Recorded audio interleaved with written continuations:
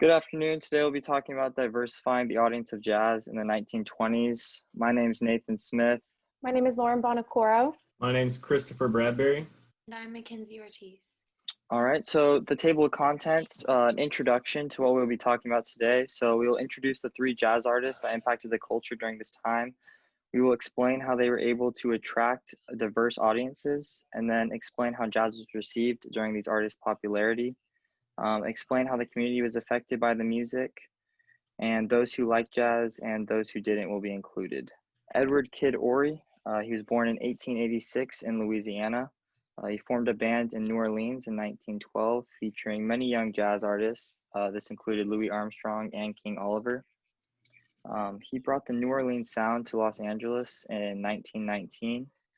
This was significant because it expanded where jazz was heard across the country, and he was the first African American to record in New Orleans jazz in 1922. He joined King Oliver's Dixie Syncopators in 1925. He was included on recordings of Armstrong, Oliver, and Morton, and his mastery of the trombone is incomparable to anyone else during this time. Sadly, he passed away in 1973 in Honolulu, Hawaii. He had two marriages in his life, and the last one was to Barbara Ganung. So here's a video. It's Kid Ory playing the Muskrat Ramble in 1926.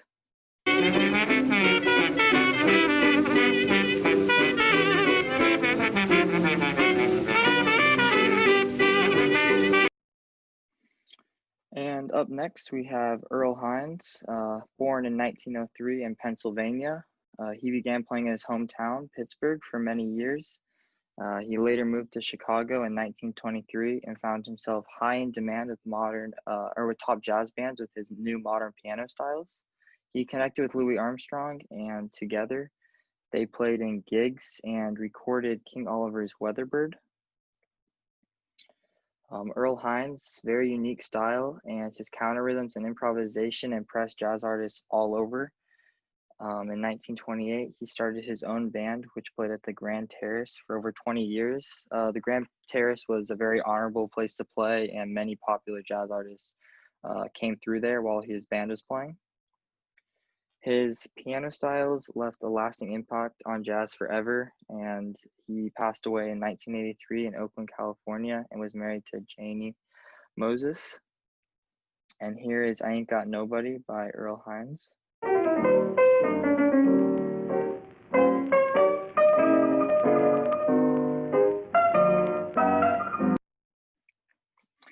And finally, we got Duke Ellington. He was born in 1899 in Washington, D.C. He started his career in his hometown with a band called Duke's Serenaders. In 1923, he took his talents and moved to New York, and he was loved for his musical skill. He was in the Washingtonians and played in Club Hollywood, which during this time changed to Club Kentucky. Duke Ellington in 1927 began the Ellington Orchestra, and he began playing that at the Cotton Club, although he was not permanently hired at first until he played his Jungle Night Show, which led to permanent hire at the Cotton Club. People of all color crowded to hear the orchestra, and this was super significant during this time because that just didn't happen. He began to focus his talents on composing music, and his contributions led him to be one of the most successful composers in the 20th century. He sadly passed away in 1974 in New York City, New York, and he was married to Edna Thompson. And this next piece is called The Mooch, and it is Duke Ellington and his orchestra playing. Pleasure to present to you the one and only Duke Ellington.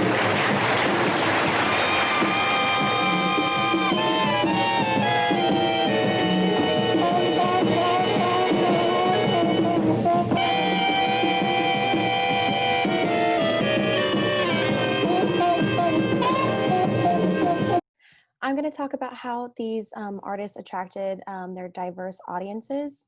A common theme amongst all three of these artists was that they had a significant impact on the style of jazz that they played, and in doing so, they garnered a new following based off of the new styles that they created. So first I'm going to talk about Kid Ory. A few things that set him apart was that he revolutionized New Orleans jazz. He wowed his audiences with his ability to improvise and how he changed from a traditional jazz style to a new, faster beat, less predictable style. He had a significant hand in the formation of popular jazz bands such as the Dixie Syncopators, the Hot Five, which then became the Hot Seven, and the Red Hot Peppers. He was very significant in garnering a diverse audience because of his unpredictability and all of his different influences in his jazz style. Next, Earl Hines. He redefined the role and the sound of the piano in big bands, which was significant to his attraction of diverse audiences. He was a pioneer for them because he brought a new flair to it. He was very unpredictable with his different styles. Something that helped him to garner such a big and diverse following was that he was broadcasted to millions, which allowed him to become this national and international sensation. It helped him to cultivate such a diverse following because he also reflected his diverse music style. He had classical training, but he also did an adaptation of different musical styles. And so he attracted not only a diverse audience, but he also attracted other diverse musicians because they wanted to learn from him and his new, fresh style. Next is Duke Ellington. As you can see in that last video, he was a huge proponent in the big brass band era. He wrote many compositions, and they reflected his understanding of different musical influences such as Latin and Afro-American. They were unique because he utilized many different instruments, and he was constantly evolving his style within his symphonies and within his orchestras, and this garnered a whole new diverse following because he was doing something new in big bands. He was allowing the instruments to take on their own personalities, causing a huge shift in jazz because the new big bands were sounding different and they were lively, and they could emphasize on different types of instruments. And he was also big into different clubs that other African-American artists probably couldn't get into because his manager, Irving Mills, who was a white gentleman, aided in getting him and his bands into primarily white clubs. So that allowed him to reach a larger following, and then he kept his large following because of his very diverse music style that reflected many different sounds and influences, and his use of the big brass bands and their different and individual styles. All right, thank you, Lauren, for talking about how the different jazz artists attracted diverse audiences. Next, I'm going to be talking about the perception of jazz during the 20s. So these jazz artists started in the 20s, but their careers lasted long after the 20s. But for right now, we're going to talk about just in the 20s and how their music was perceived while the culture was changing. So in the beginning, their music was referred to as the devil's music by some, usually by Southerners or groups such as the women's groups, or many famous actors and famous scientists referred to it as devil music, preferring classical music over this new style of jazz that was coming out. And so it was seen different from a large group of Americans. It had undercurrents of racism, such as coming from the South. They had a lot of racism, and they had segregation, discrimination going on at that time. These jazz artists had to come in through the back doors of any nightclubs they played in, and there was just undercurrents of racism all over. There was a growth of hate groups between the 20s and 40s, such as the KKK, had a big, huge growth during these times, during this cultural upbringing, while the styles were changing and while African Americans were creating this new style of music. There was a ton of change. And then older generations preferred classical music over the jazz music. Like I said, a lot of scientists and famous actors all preferred the classical music and related to this as the devil's music, rather than accepting and changing with the times through jazz music. And then next is the mass production of radios provided jazz to most Americans. So during the 20s, radios were booming. They were mass producing them, and that's how jazz got its popularity.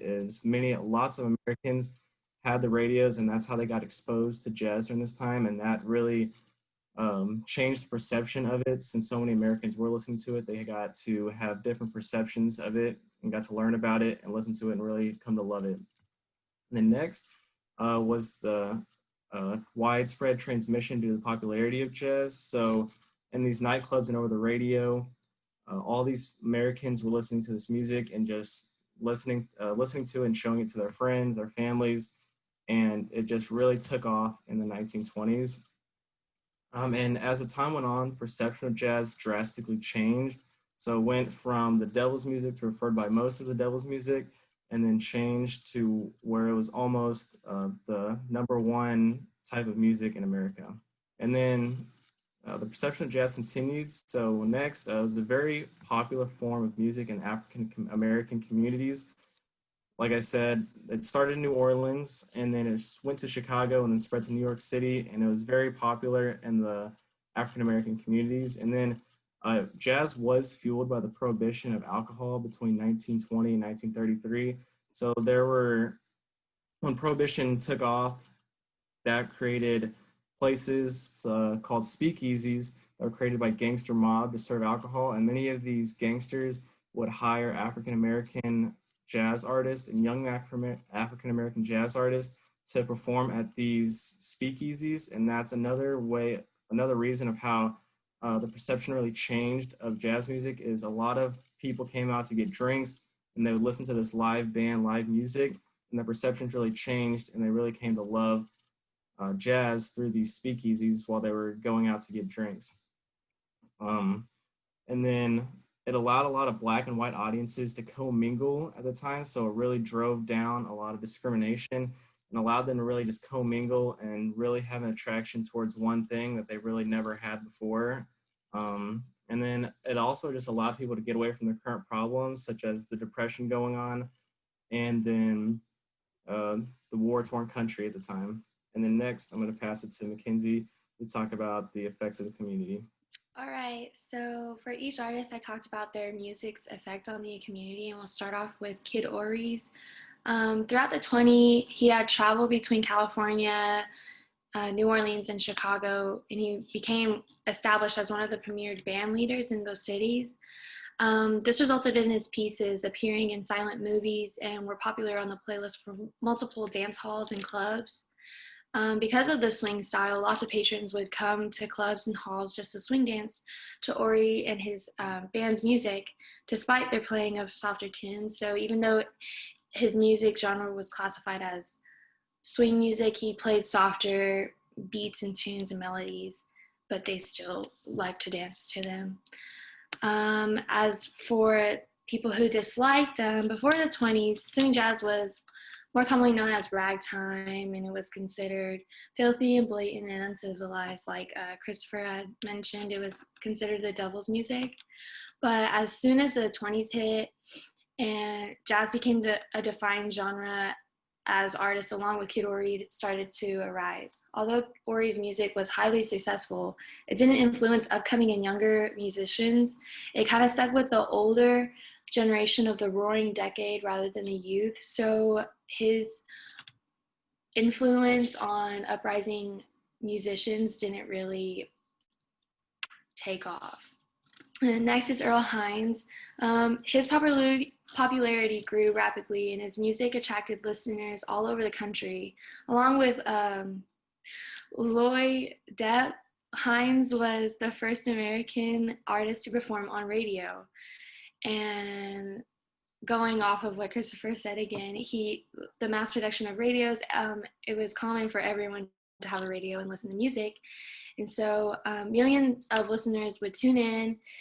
And as the economy depression became evident, lots of families would listen to Hines on the radio to escape that and just get through their hard times. And this resulted in him and his band becoming the most broadcasted in America. And so that just meant that he really attracted a diverse audience because of his blend of music styles and techniques, that it just appealed to everyone and they sought for him for comfort off of the radio.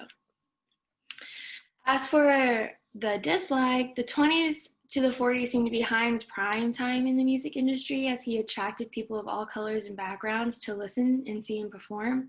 He was still active in orchestrating music up until his death in the 80s. He often found that people who used to love him had aged as much as he did, and they were too tired to see him perform. And then he would notice that the youth didn't recognize that he was actually Earl Hines and that he was still performing. They would just assume he was Earl Hines' son or related to him. And then next is Duke Ellington. Duke Ellington was very highly popular across the US, and he is often recognized as a legend in jazz music. But his music, rather than the last two we talked about, took a different approach. Ellington used his melodies to carry messages of social justice. His music targeted white audience in a form of protest against oppression. People of color listened to Ellington to amplify his message and feel a sense of Black pride. So he definitely got lots of listeners from African American community, but his main target for an audience was the white people of America. Because of his surfacing messages of social justice, Ellington's music became controversial. The white audience he targeted often didn't pick up on these messages, but those who did bashed on his name and reputation. Despite being very successful across the country and coming from a middle-class background, he still experienced like really bad racism. That didn't stop him from producing music that influenced Black empowerment, though. Here are references from the project, and thank you for your time and listening to our presentation.